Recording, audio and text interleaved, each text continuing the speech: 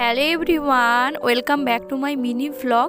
বিকেলবেলা আমি আর মামনি চলে এসেছি বাগানে পেঁয়াজ গাছগুলো একটু ঘাস বাছবো বলে। আর দেখো আজকের দুপুরেই মামনি পুরো বাদাটা এরকম মালা তৈরি করে দিয়েছে। জমিতে প্রচুর ইঁদুর লেগেছে, ওরকম মালা তৈরি করে দিলে নাকি ইঁদুররা ভয়ে পালাবে।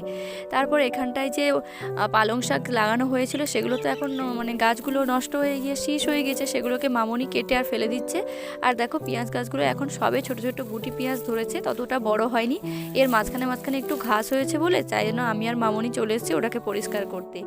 এটা হচ্ছে তার পরের দিনের ভিডিও। মামনি রাস্তার ওপাশে পুকুর থেকে ছিপ ফেলে এই 3টে মাছ ধরেছে, তাই জন্য এসে আর তোমাদেরকে দেখাচ্ছিল।